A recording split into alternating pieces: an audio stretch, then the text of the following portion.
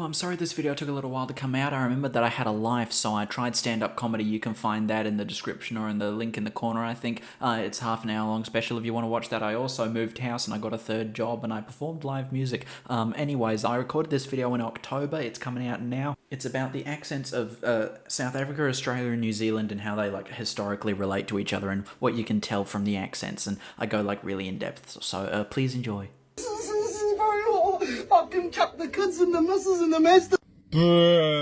Not bad. All I gotta say about that is good on you, mate, for giving it a true blue Aussie fair dinkum red hot fucking guy, mate. Fish and chips, minimum chips and extra chicken salt. First of all, this penguin speaking fluent English. Yeah. Second of all, this penguin appears to have an ego. I don't see that tracking in real life. And I have never seen in the wild, guys, animals giving each other names. I don't think they have the concept of names. No, the filmmaker here's made a step too far, I believe. New Zealanders can sound really twangy, a little bit like Australians, except Australians have that little bit more zing. We speak a little bit lower and say fish and chips rather than fish and chips.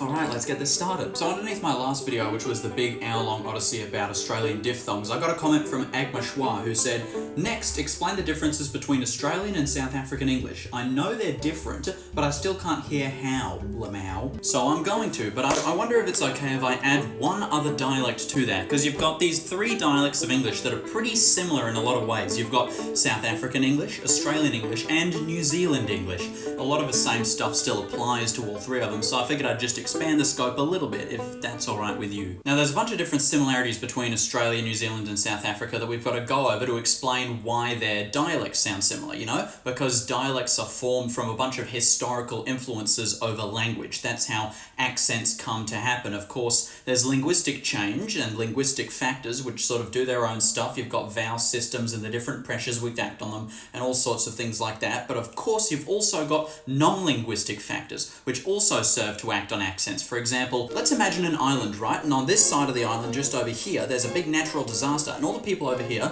move to the other side. That means that the speech on this side of the island is suddenly going to sound a lot more like the speech on this side of the island did, because all of the population has moved, and so there's going to be a bunch of intermingling, and linguistic change is going to happen from non-linguistic factors rather than pure linguistic ones. So I've prepared a little bit of a presentation here, an abridged history of these four places, just on you know, comparable stages in their colonial histories. Going from west to east, we first have South Africa, which was colonized by humans around 125,000 years ago. They had a head start compared to the other two places just because humans were kind of invented near there in the first place. But it didn't take long for us to make our way up to Eurasia and then around the what are they called? Denisovan territory. We passed through there and ended up in Australia about 60,000 years ago, give or take of 5,000 or 10,000 years. And fun fact, the people who made it in that migration are still there to this day. Australian Aboriginal people have the longest continuous culture in the entire world, and that's pretty awesome. Now, to get even further away from Africa, we have New Zealand, which is its own little island, you know, pretty far away from any land nearby and a bit difficult to get to if you've not got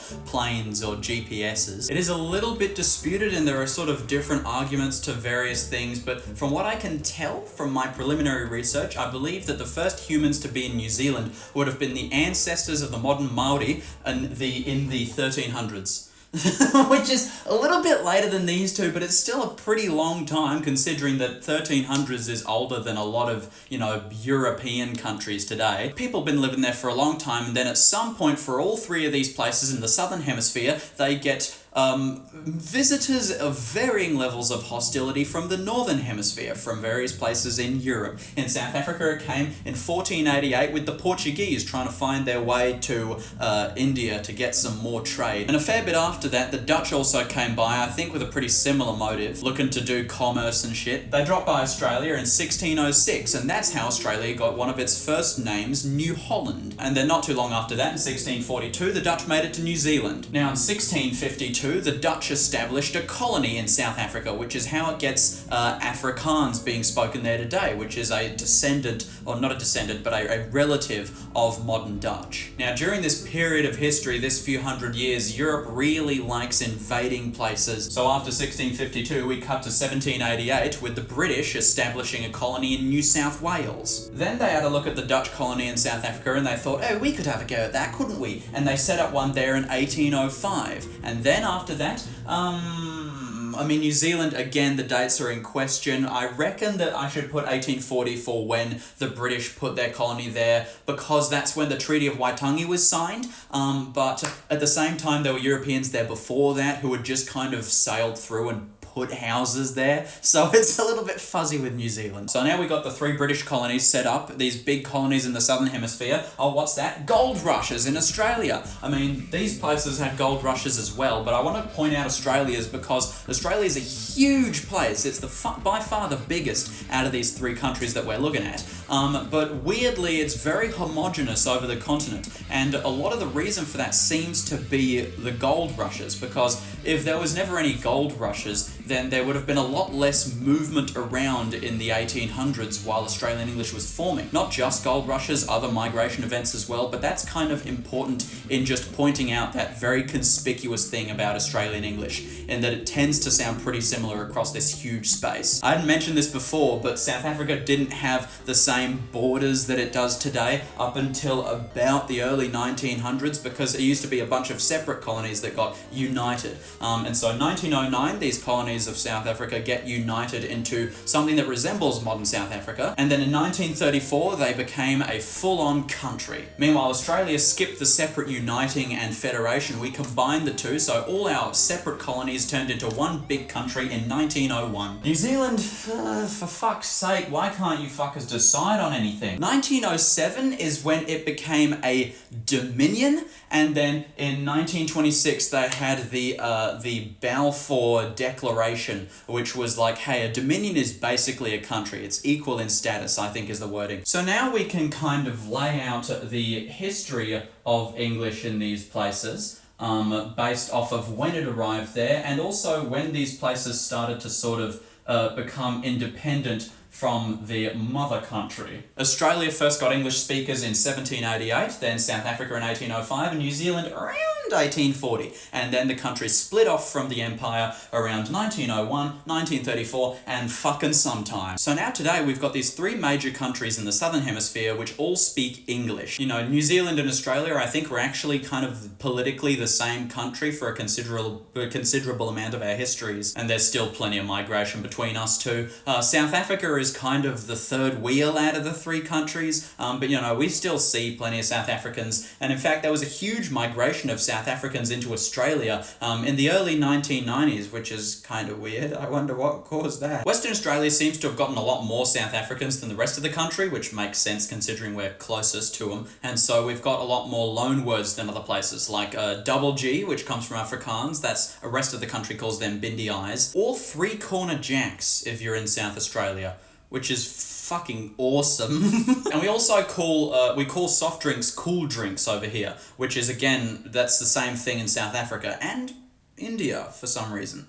There's probably a very interesting historical narrative there, but I can't be bothered to look into it. We're talking about the Southern Hemisphere, not those top-end fuckers. We all get along pretty well nowadays. There's plenty of bullying, though, and a lot of it does focus around our accents. Now, to people from the top end, the Northern Hemisphere, people think, oh, all 3 of those Southern Hemisphere countries, all their dialects sound the same. If I had to tell the difference between an Australian and a South African and a New Zealander, I would find it really hard because I can't tell their accents apart very easily. Meanwhile, down here, we find it really easy to tell each other apart, and we make fun of each other for our accents all the time. I mean, with New Zealanders, for example, we have the stock phrase, fish and chips, to make fun of New Zealanders. Anytime an Australian wants to bully a New Zealander, we'll just say fish and chips, and then that'll be it. And I think they're pretty fucking sick of it by now.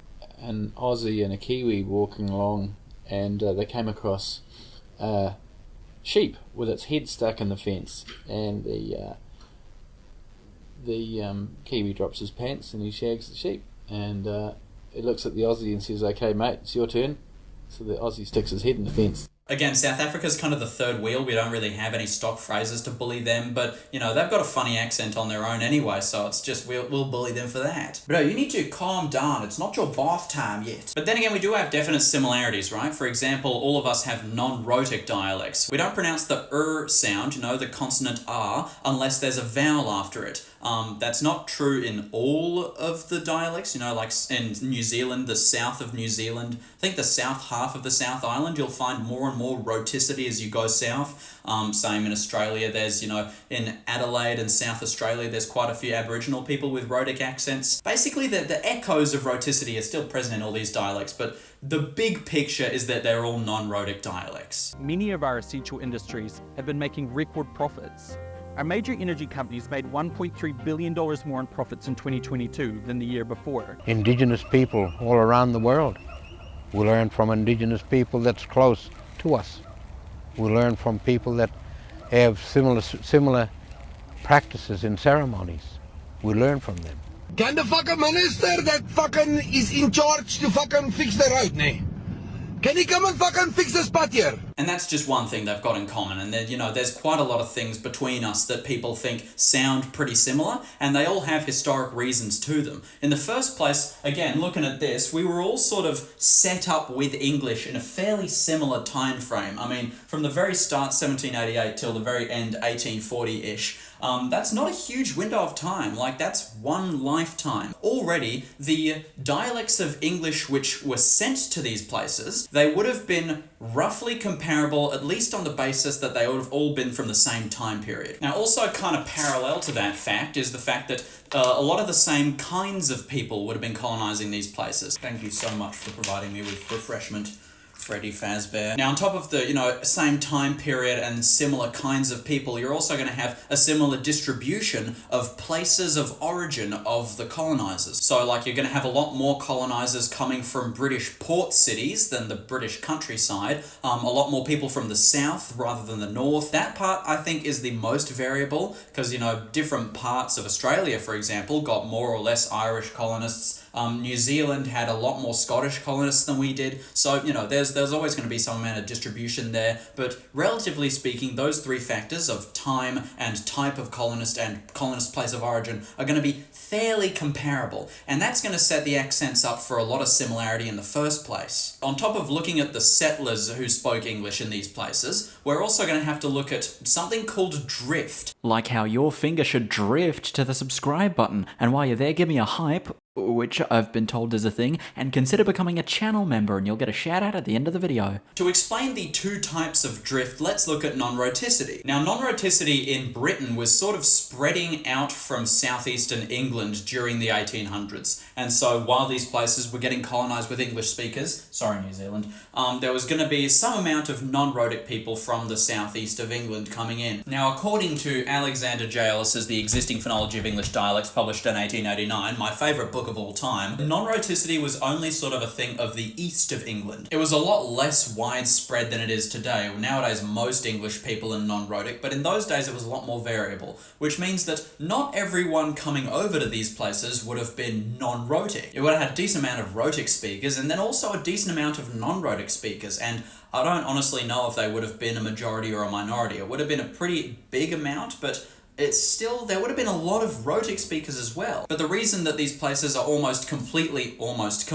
non-rhotic today is because of the first type of drift, which is when an ongoing change in the motherland continues in the places that the language is exported to. Non-rhoticity was changing in England. There was the increase of non-rhoticity in England, and so when English got exported to these three colonies, that change continued over there. And then eventually England became almost completely non-rhotic, and likewise these three colonies became almost completely non-rhotic. The change that was already ongoing in England continued to happen in the colonies. That's the first kind of drift. For the next kind of drift, we're going to look at a particular vowel, the nurse vowel, and we'll talk a bit about this vowel later in the video as well. In Australia, New Zealand and South Africa, the vowel in words like nurse and fern and hurt is pronounced pretty similarly, but the pronunciation that we have, right, where it's central and raised and maybe a bit fronted and rounded, like look at my mouth when I say nurse, hurts, right? Or hurt. All three of us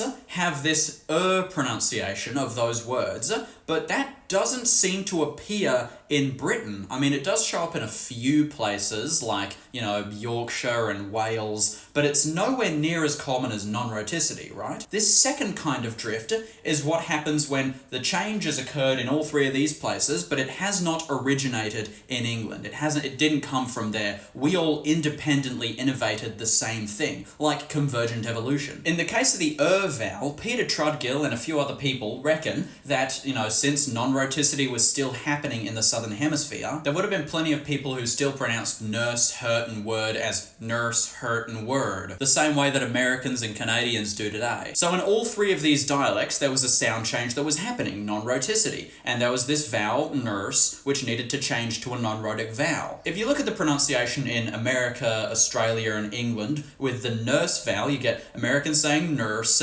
Australians saying nurse, and English people saying nurse. If you have to consider as like the starting point and as the two destinations, it's clear that is more similar to than is. Less changes have to occur to get from to than to get from to If you give three groups of people the same problem with one obviously easiest solution, they're all going to come up with the same solution. And the same thing applies to these three dialects. If they have to change to a non-rhotic vowel, it makes sense that a lot of them would choose Those are two kinds of drift that you can see when a change from the original place continues in the new places, and when a change happens in the new places that didn't originate in the original place. So now that we've talked about the reasons for all these similarities between the dialects, I'm going to talk about the actual similarities and differences as they appear in real life today. I should do a particular disclaimer about South Africa. South Africa has a lot of different varieties of English that vary on the basis of ethnicity because, believe it or not, white people are not the majority race in South Africa. There's a little fun historical fact for you that you might not have known. I'm going to be talking about white South African English today because that's the population where English has existed uninterrupted throughout them as passed down from native speaker to native speaker, and I mean, I can only pick one variety. If I had more time, I would look at all the different dialects of South African English, but I just don't have the time. So with all that preamble out of the way, let's finally get into the exact differences and similarities between South African, Australian, and New Zealand English. I love the way that the light makes my shadow, like, look on the wall. Think. I've got it! No, I couldn't. But wait, what's that cool diagram I've drawn on the board and then left to go to work and come back to find it on my wall? It's a diagram of the short vowels of English. If you speak a dialect without vowel length, like Scottish English or American English, North American English, this doesn't apply to you. These aren't short vowels for you, they're checked vowels. We don't care about people without vowel length. For people like South African English speakers, Australian English speakers, New Zealand English speakers, these are the 6 short vowels as they appear in received pronunciation, which again has the same vowel system. Now this is a vowel quadrilateral if you're not familiar. They're these shapes that linguists use. Basically, this is the top of the mouth, this is the bottom of the mouth, this is the back, and this is the front. If you want a more in-depth explanation than that, watch Jeff Lindsay's video about it, which is in that corner, I think. I'm not too good at left and right when it's in mirror world like you guys are. Anyway, we've got here 6 vowel phonemes, right? We have I, a, o. 4 of these vowels, the I as in kit, the E as in dress, the A as in trap, and the as in strut, are very important for the Southern Hemisphere dialects, which is how I'm going to refer to this motley trio for the rest of the video. Actually, no, the motley trio. That's better, because there's more dialects like St. Hellenian English, which is also in the Southern Hemisphere. That's the oldest dialect of English in the Southern Hemisphere. So I can't call them the Southern Hemisphere Englishes, I'll just call them the motley trio. Now I've got an extra vowel here, this bonkers little idiot schwa. Schwa is, like, phonetically it's a short vowel, but it doesn't really interact with the other 6 members of the system because schwa only appears in unstressed syllables. Now that's not true of all English dialects. For example, in North American dialects, a lot of the time schwa is merged with strut, which can appear in stressed syllables. For the purpose of the motley trio, schwa was originally only in unstressed syllables and thus not really part of the short vowel paradigm. This does change.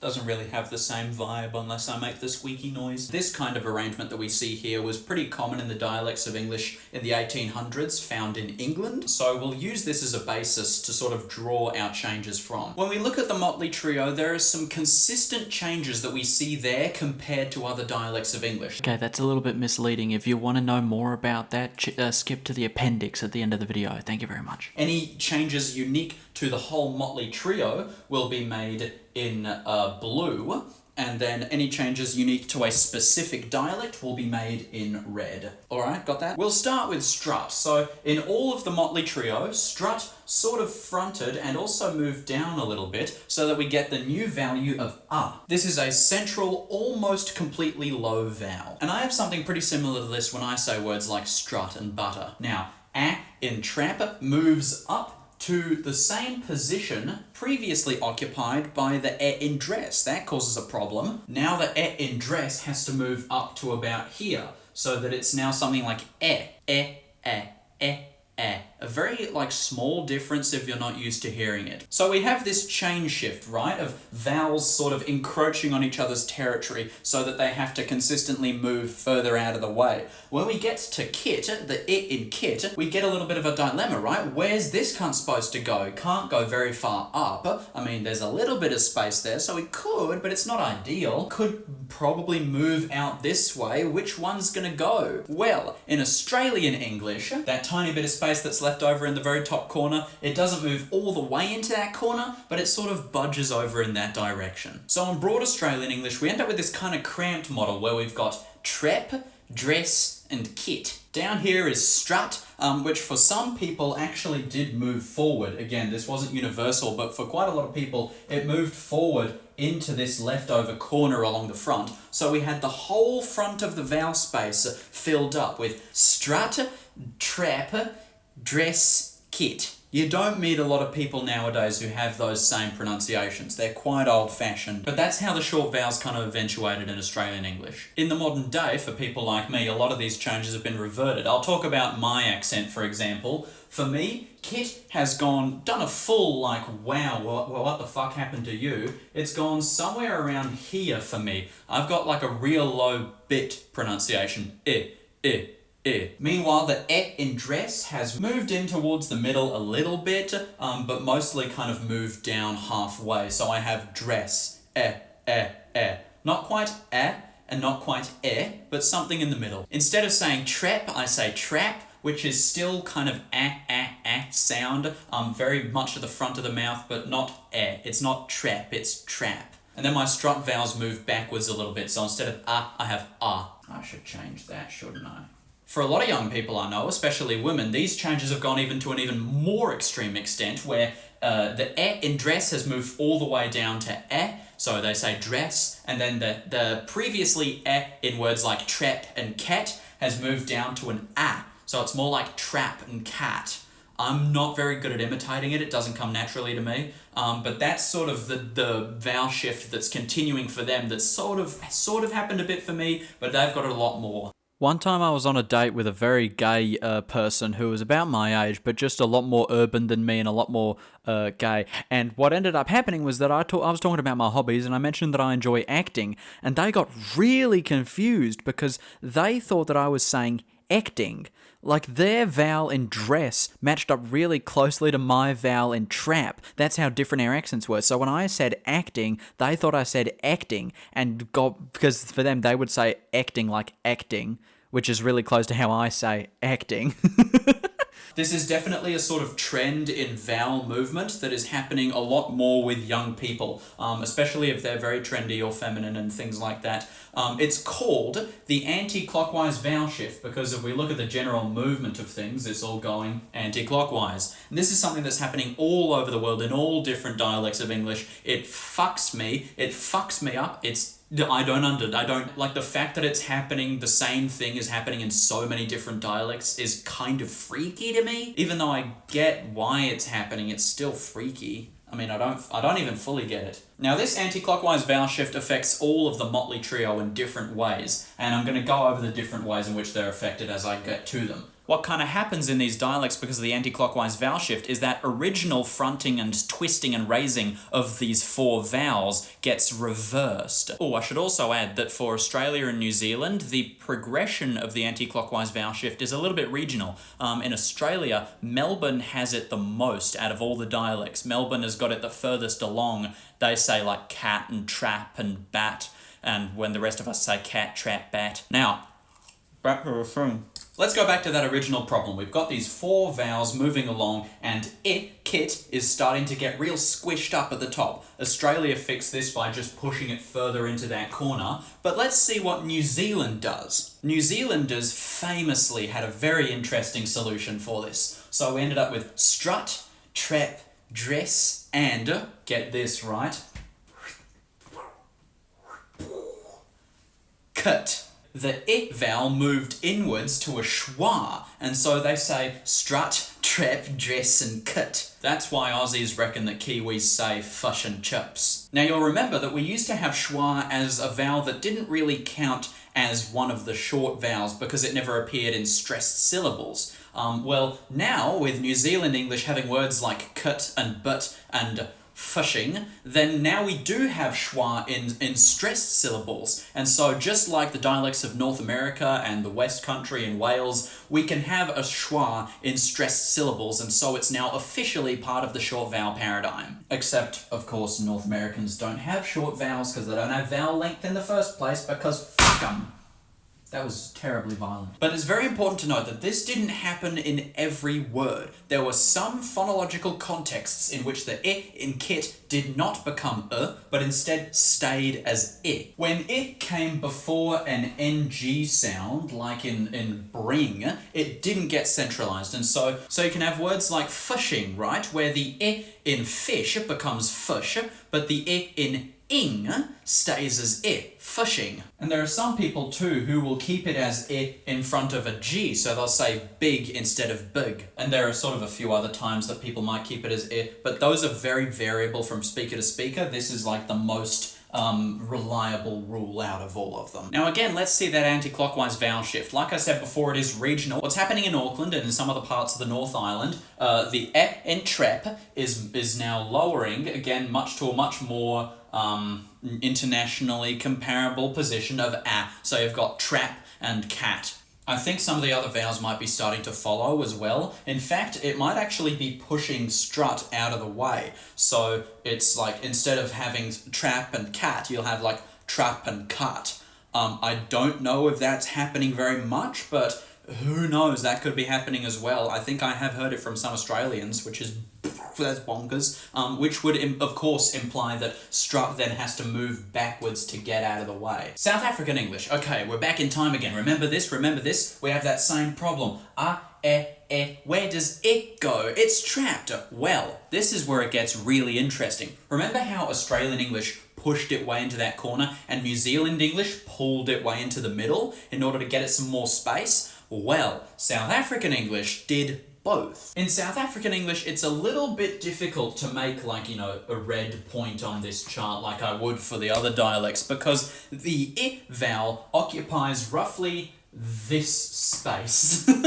Or maybe something more like this. This is because South African English has undergone what in New Zealand they would call some sort of phonetic split. It's called the kit-bit split. What you've got is that original it sound moving up to the front corner just like Australians did, even further than Australians do in fact. And then other times it'll pull it right into the middle, maybe somewhere up here, but I'm just going to say that it's down here for simplicity. Just know it can be a little bit higher up as well. It'll pull it down into the middle like New Zealand did. And what this is dependent on is if there is a velar consonant next to it. For example, in the word kit, it stays high, in fact it gets a little bit higher, because it's next to a k sound, a velar plosive. But in bit, there's no velar consonants in the whole word, so it sinks down into the middle. Now, I'll be honest with you, I'm not sure if this counts as a phonemic split or a phonetic split. I think it is a bit more than just allophony, but I'm not entirely sure how, and the science is very complicated and I didn't have the time to read into all of that. So I'll just leave you with,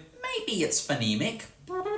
Now, what's really interesting about this allophony or split or whatever it is that it has roots in the other two dialects as well. South African English pushes the original e all the way up here when there's a velar consonant next to it, but also New Zealand English keeps it in its original spot when there's a velar nasal after it. And I'll also give you in my own speech, I told you before that, you know, Australian e used to be all the way up here, kit, but then it sort of sank back down to around here. But I will tell you, if you listen to me say like words like bit and hip and things like that, that real low I sound, and even words like hill or like ill or willing, or especially willing, that's like super back. It's almost like New Zealand has. It's almost like this. But then if you listen to words like king or like finger or big, you can hear I've got a real high I sound. Here's a comparison for it. What? Here's a comparison of it for you. Big. Big.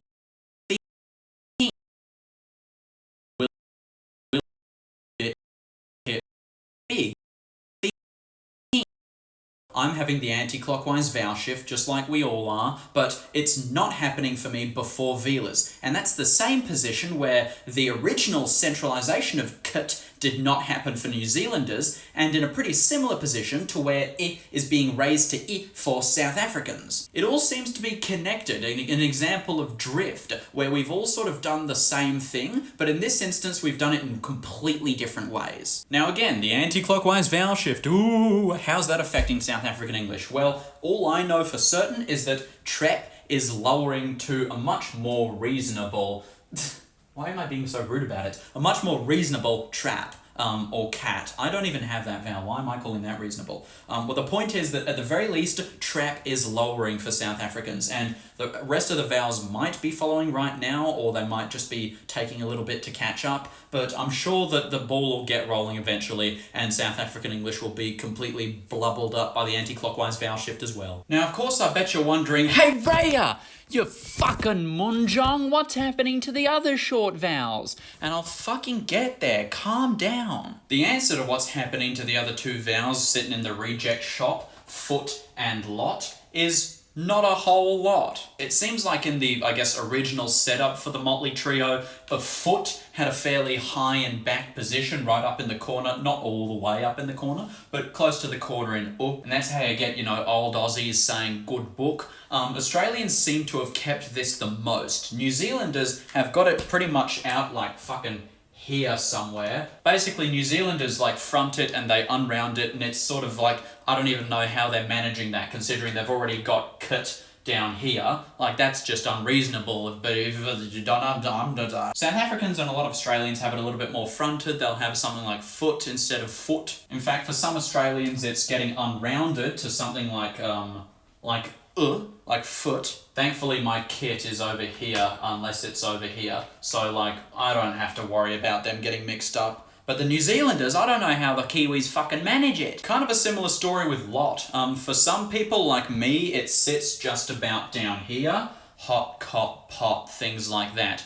Sometimes it does sit up there for me. Like when I say lol, I'm pretty sure it's a bit higher just because of the influence of the surrounding high back l sound. For some New Zealanders and South Africans, it actually moves forward a little bit to something like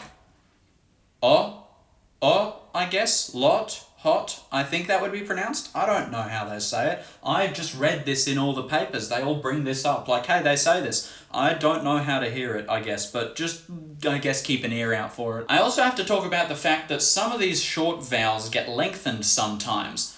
For me, it just happens in 2 of them. What's happened to you? For me, this only really happens in one of the short vowels, the a in cat or trap. For me, it can lengthen to a in words like bad and mad and sad.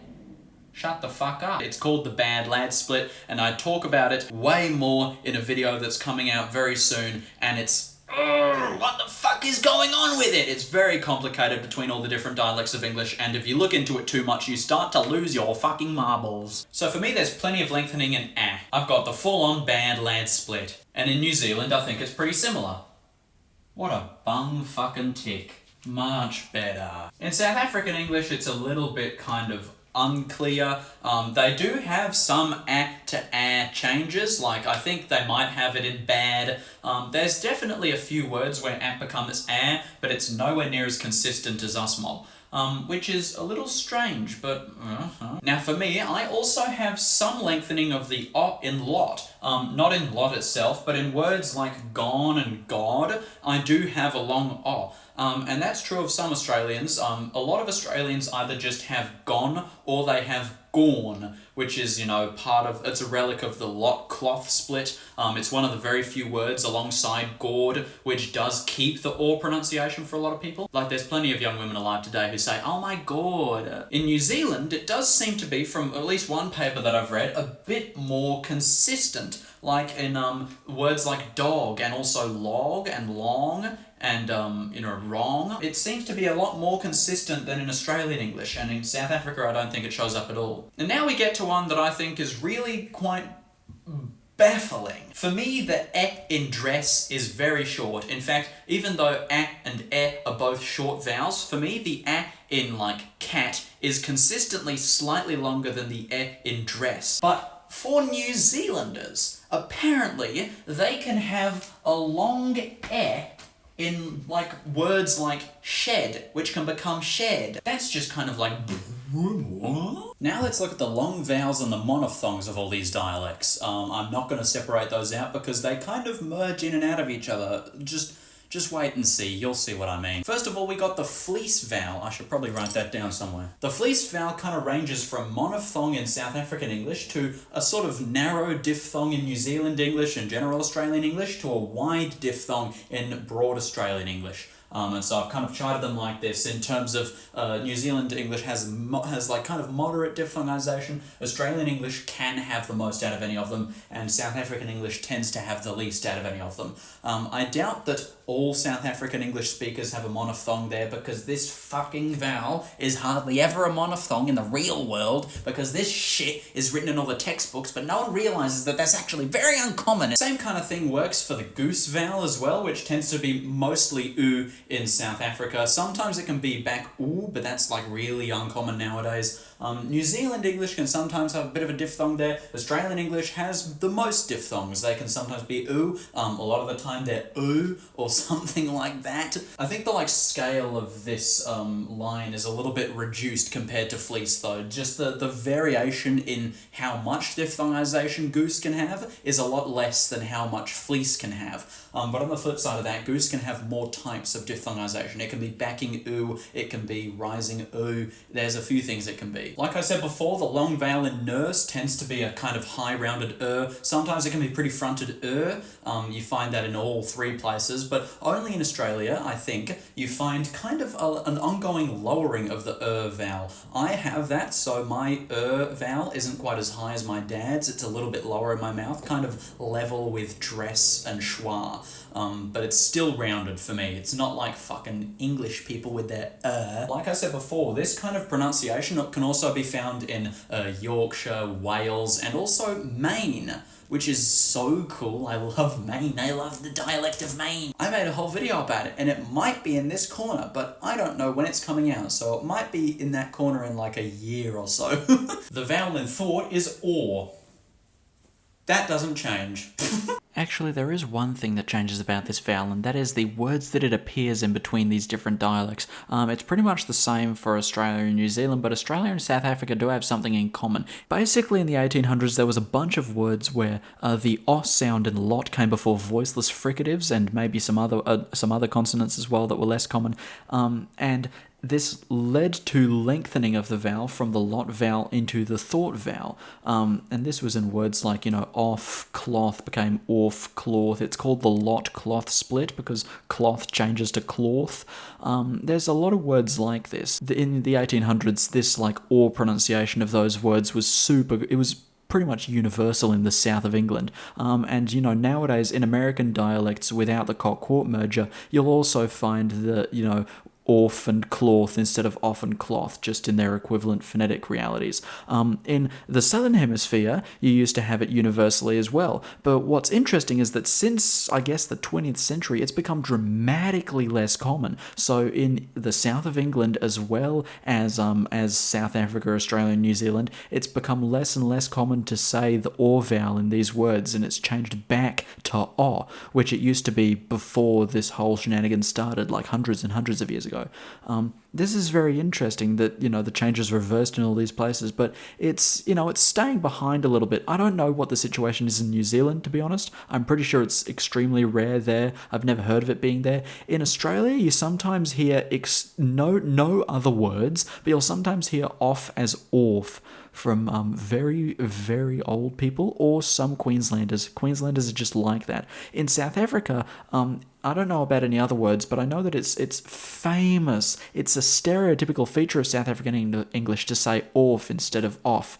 So it's alive and well there, but only in that word. I know that most South Africans don't say cloth, they do say cloth. I think just off, because it's so common of a word, has kept the vowel uniquely, whereas it's been lost pretty much in all those other contexts it used to appear in. In all three dialects, the cure vowel, or the cure vowel, if you want to be proper about it, is rapidly dying. It's preserved the most in South Africa, but for all of us, it's slowly being replaced by the or vowel, which we already have in words like shore and your. South Africa still does have your. I heard a South African guy 2 days ago who said your instead of your, but it's all leveling out. Also in New Zealand and Australia, we can actually disyllabify it into ua, so we have cure and tua. I don't think they can do that in South Africa. The near diphthong is slowly turning into a monophthong in all of the dialects, turning from ear to ear, and also sometimes in New Zealand and in Australia,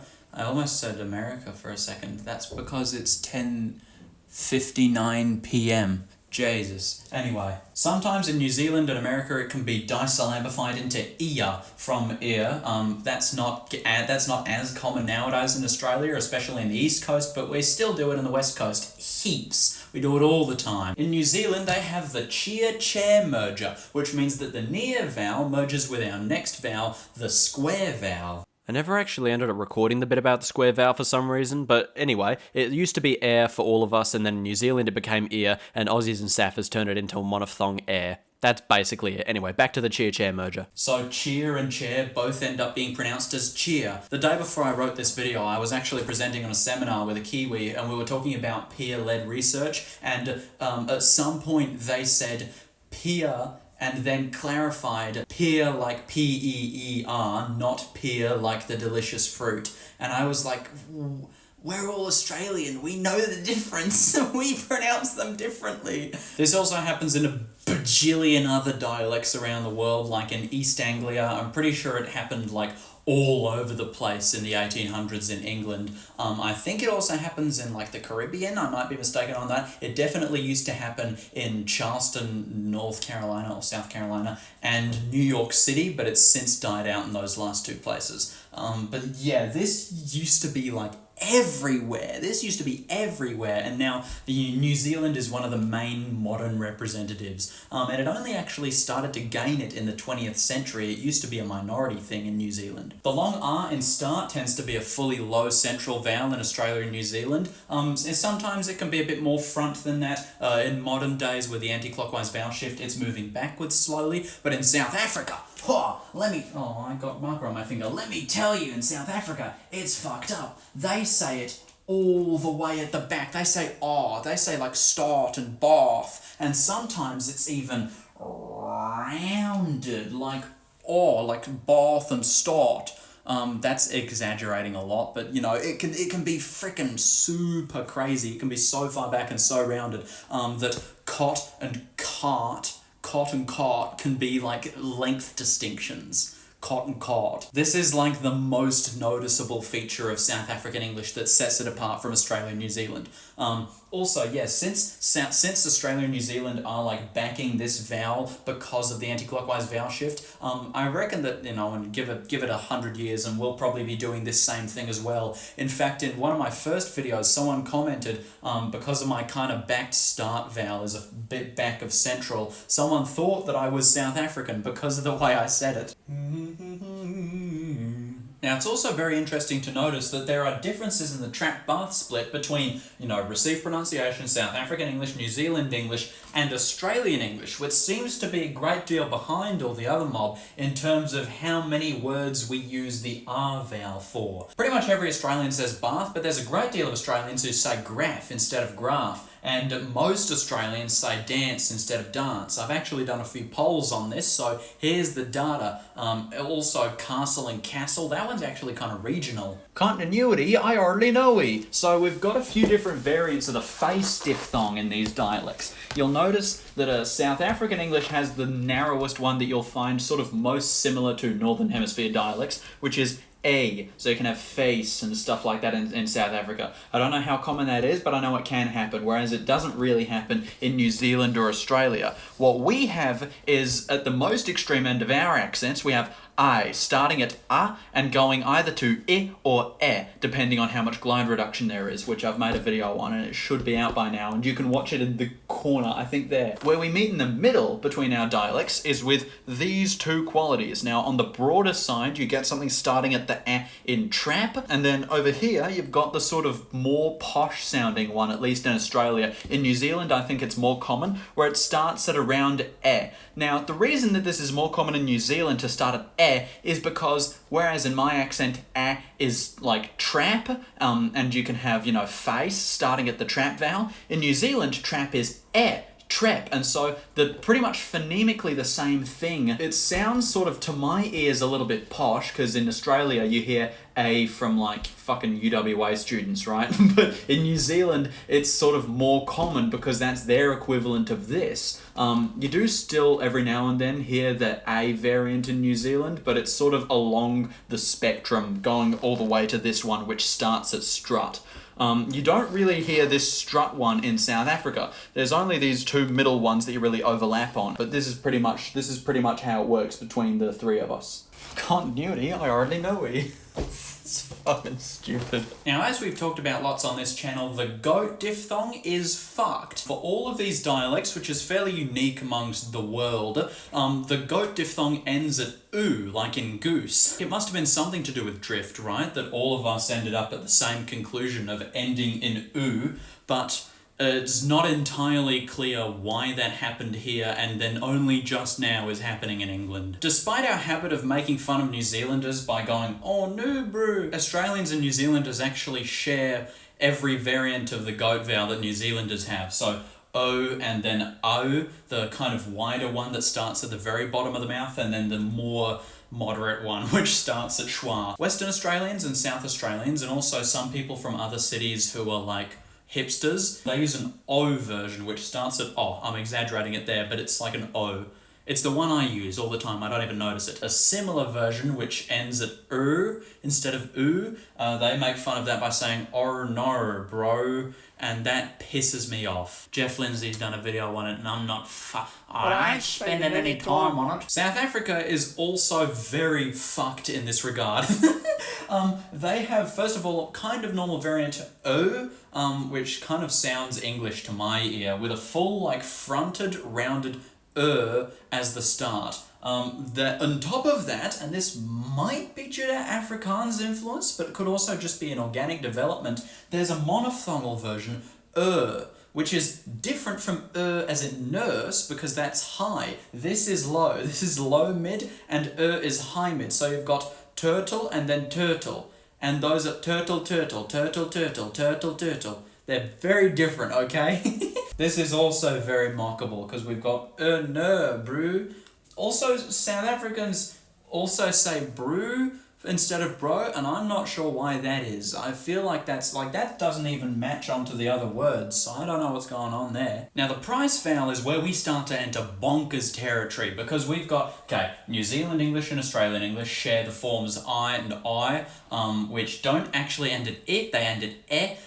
So it's like a bit of glide reduction there. The diphthong is sort of shortened a bit for ease of pronunciation. In New Zealand, you're more likely to hear an I pronunciation where the first component is a bit fronted. In Australia, you're more likely to hear one where it's a bit more rounded, like I, price, like my dad has, the price to buy a good fishing line. But what you will hear in Australia, I think a lot more than in New Zealand, is a glide reduction that's so severe that you end up not ending at e, but ending at a. So you end up with price. And I mean, like I say price, huge amounts of glide reduction, and I think it's getting more noticeable over time. And in fact, what it's going to look like one day, we can kind of get a vague idea of it because it's already completely finished in South African English, which just has a monophthong. Price. I mean, some South Africans have like a proper diphthong like I, but also a lot of them just have a. And some people have both, I think. But this is one of the other like super parodyable things about South African English. We see something pretty similar with the mouth vowel, right? In New Zealand, you'll hear something proper starting at trap, ending at foot, ow. But you'll also hear something that starts a little bit more central, like mouth, and then you'll also hear something with a bit of glide reduction, like mouth. What you hear in Australia mostly involves some pretty heavy glide reduction, like mouth and mouth, which is, I think mouth is the most common pronunciation nowadays. And then sometimes it can start at dress instead of trap, so you'll get mouth. And in South Africa, full-on glide reduction, you get math. Again, super parodyable and super distinctive. It's like, if for us, when it monophthongizes, it's clearly going to be like a front monophthong, but in South Africa, it's fully central. And sometimes this can result in a merger with price, which I think is really typologically uncommon for English dialects. And finishing off, unfortunately, with the worst diphthong in the entire English language, we've got choice, which starts at an O or an OR in South Africa, consistently starts at OR in Australia and New Zealand, and oftentimes can have a sort of centralized off glide. I won't really talk about the consonants too much, but I should really talk about L-vocalisation, which is a whole thing. I talk about it in my comprehensive guide to Australian diphthongs. Basically, the letter L, the L sound, changes to more of a W sound if there's not a vowel after it. So you get like building or people instead of building and people. This doesn't tend to happen in South Africa, but it happens a lot in Australia and New Zealand. Again, I think New Zealand has it more than Australia, and in Australia it's regionally variable in a similar way to the trap-bath split. Now there's an interesting pattern of around English dialects all over the world which have L-vocalisation or which are gaining them, and that's that the more L-vocalisation there is, the more vowels merge together before an L. And so you get a bunch of different mergers, a selection of which are presented here and compared across the Motley Trio, my mistake. Some of them are only found in one dialect, like the pull-pull merger or the pill-pull merger, both of which are only found in New Zealand. Pill-pull merger is like fucked, by the way. On this chart, a question mark means that it might be developing or like kind of in its incipient stages. A tick means that it's found in the dialect, and 3 ticks means that the majority of speakers have the merger. So we've got the salary-salary merger, the pull-pull merger, the pull-pull merger, the pole-pull merger, the pole-pole merger, and the dull-dull merger. The pull-pull merger is definitely emerging in Australia. I mean, some Australian dialects like Queensland, for example, still say pool instead of pool. So, you can't really have a pull-pool merger. But if you back the vowel in pool like I do, and you have scoot and school, they have like a big allophony there. For a lot of people like us, pull and pool are told apart on the basis of vowel length. So we don't have a merger, but it's very feasible that it could happen. The most interesting one here to me is the celery-salary merger. I mean, South African English has like basically no L vocalization and basically no mergers before L, but it still has evidence of the celery-salary merger. And then in Australia, we find it a lot in pretty much all of Victoria, and then some people in Queensland and New South Wales as well. And then in New Zealand, pretty much everyone nowadays has it. And I just find it very interesting and very perplexing that all 3 of the Motley Trio have particularly the celery-salary merger. Like, some Americans have the celery-salary merger, like Dime Store Adventures. His dialect is so awesome. I could make a whole video about just his accent. The, like, thick Montana accent, which you don't usually think of as being thick, but he's got it thick. He has the celery-salary merger, and I hear it every time he says Philadelphia, which he says surprisingly often. So maybe there's something about the celery-salary merger that's just sort of more likely to happen in dialects of English around the world, regardless whether they do L-vocalisation or not. But I don't know whether it's found in many places in England, so what's the deal with this one? That's very interesting. I'm going to circle it to show how interesting it is. Okay, so basically, I've been telling you a story this whole time that there was that chain shift with the front vowels that the Southern Hemisphere dialects were all undergoing and that they had to come up with different solutions with. That's why those different things happened with the kit vowel. Remember, Australia had I, and New Zealand had South Africa had both. You might be wondering, you might have been wondering, where did that chain shift come from, right? Why did the short front vowels front so dramatically like that in a clockwise manner? And you know, you might have asked, where did that come from and why did it happen in all three of these places? Was that an example of drift? No. It's sort of a mystery, but Trudgill, and I trust Trudgill on many matters, Trudgill reckons that, and I agree with this, having listened to, having looked at the evidence myself, Trudgill reckons that in the olden days, and we mean the really olden days, like the early 1800s, many British dialects of English had that same arrangement of those four vowels: kit, dress, trap, strut. They would have mostly been localised to the south of England because, of course, the north of England didn't have the strut vowel. They would say strut.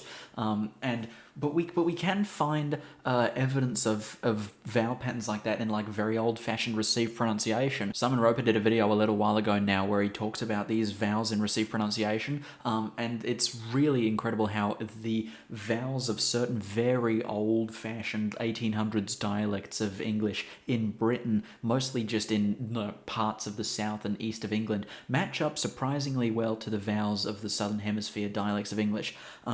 Trudgill reckons that, in the 1800s, this pattern of having kit, dress, trap, strut was a lot more common in England than it was in the late 1800s and going forward. And then it got exported to the Southern Hemisphere colonies, and we kept it while it got innovated away in the mother country. And this is a phenomenon called colonial lag, which I could make a video on it at some point or another, but it's basically the idea that when a language gets exported to a new place, it will sort of hold on to features which then get innovated away in the place that the language is from. So this has happened with a lot of things in the colonial dialects of English, like I think larrikin was briefly a slang word in England and then it died off pretty quickly, but it stayed pretty prevalent in Australia for years afterwards. Same with spelling veranda with an H. We do that in Australia. No one else seems to do that. Maybe New Zealanders do it, but it's like very uncommon. It's very old-fashioned in England, but it's completely normal here. And so that's sort of the theory I agree with, and I didn't go into that in the main body of the video because I couldn't be bothered, but the presiding theory of where that, that positioning of the short vowels comes from is that it used to just be a thing in the southeast of England that we all got, and then the southeast of England lost it pretty soon after we got it. And that's why you find it in the Southern Hemisphere, but not in England. So there you go. So there you have it, folks. That is everything I have to say about the similarities and differences between the motley trio of Southern Hemisphere Englishes: South African English, Australian English, and New Zealand English. All of their similarities, all of their differences, and also the reasons for their differences and similarities. I should have clarified at the top of the video, I only talked about phonology here. I could have talked about all sorts of stuff. I hope you learnt lots and lots. I've spent like 3 or 4 hours filming this video, so I'm just gonna put away my washing and then go to bed. Now I can finally enjoy a nice hot chocolate. That's very pleasant. This video was brought to you by my channel members. Firstly, as of recording this on Friday night, I actually got a new member on the student tier just one day ago, Andrew, so shout out Andrew. Our other students are Captain Awesome Pants, Queen Ferns Away, J47, Danielle, Milankun, Bailey and Connor. Current graduates of the Academy are Gael, Beatsy, who brought me chocolates to my comedy show, not flowers, I got mixed up last time, Albie and Velocihog, and of course I must thank the professors of the Academy, Kira and Dr. Jeff Lindsay. Yes, that Dr. Jeff Lindsay. I reckon I might have to say that every time. And most of all, thanks to you, yes, you, for being the very next channel member. You too can make a difference to small creators on YouTube trying to fight corporate and AI and... I don't know, I'm just trying to have fun. Over 3/4 of the pennies I make from this YouTube channel come from memberships, so literally every membership counts. Thank you so much to all of my members who have supported me thus far.